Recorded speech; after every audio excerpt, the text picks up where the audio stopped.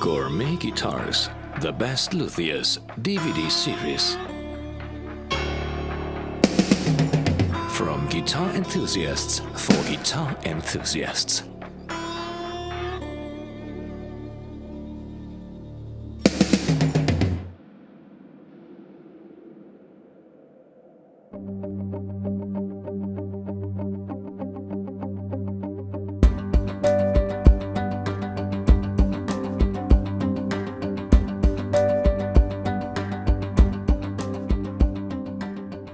We got invited to an art show of Michael's guitars. There was an art walk in Silver Lake. It was different art installations throughout the whole neighborhood, and you were given a map. And he was having one at his studio. And we walked in, and there was some art on the wall, but I also saw these crazy guitars. And I thought they were just art pieces, and it turned out they were real. I have a strong background in the arts. I've studied painting for a long time. I did photography. I went through a period of minimalist approach. Obviously, there's some pop culture elements in there, from pop art from the 60s and 70s. I love color, I love juxtaposition. One of my favorites that I feel a large kinship to is Kurt Schwitters. There's also something of Joseph Cornell in them. All these things kind of merge together.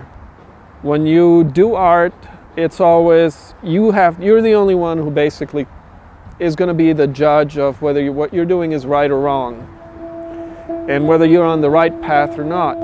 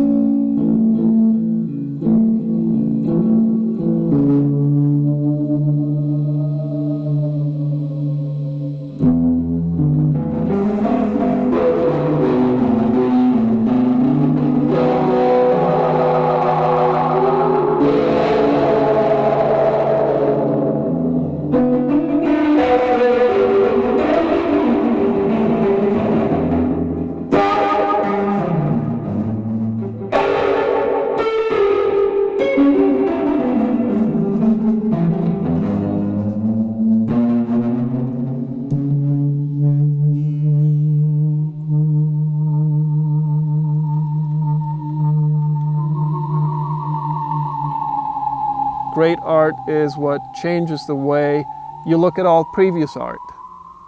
That's a great artwork.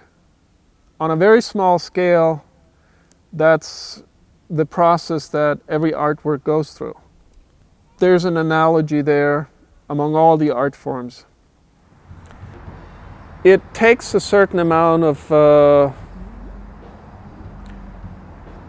introspection and of not compromising to continue on that path. And I'm considering myself to be just really at the beginning of it in many ways.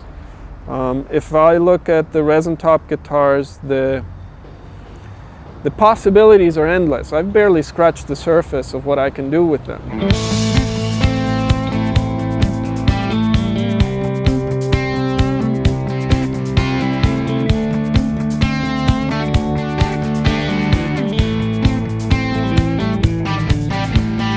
To me, art does not necessarily have to be fine art and useless on that level to attain the status of art. I actually rebel against it, I guess, on the level that what I want to do has multiple uses. When I'm working with bands, a lot of times they don't want to play it because of how it looks. And that's one aspect that I see at guitar shows, for instance. People will lean very close to the guitar, like this close, to see everything, but they will be afraid to touch it. And as soon as they, we plug in, it's it wins.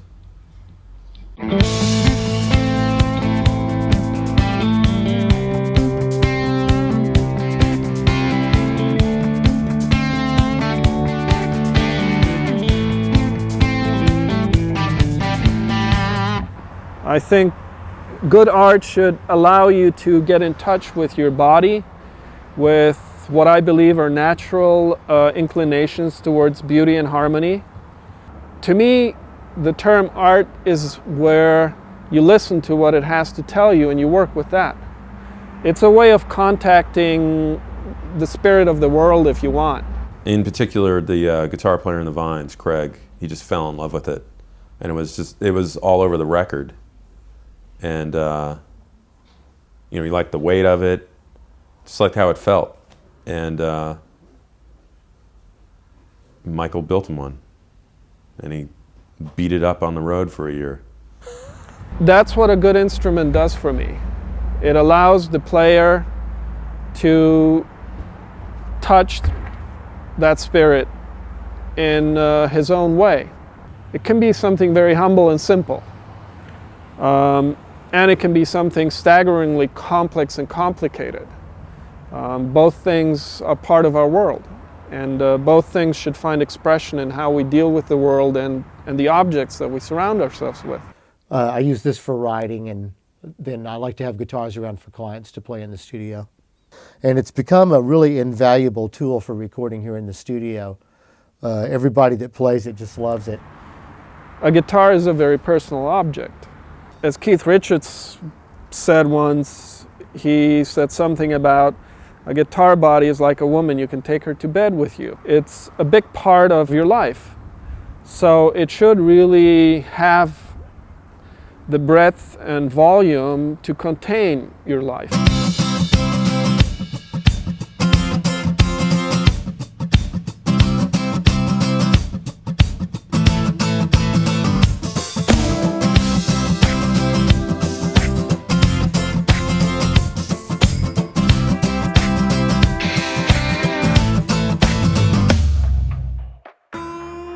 Gourmet Guitars, the best Luthiers DVD series.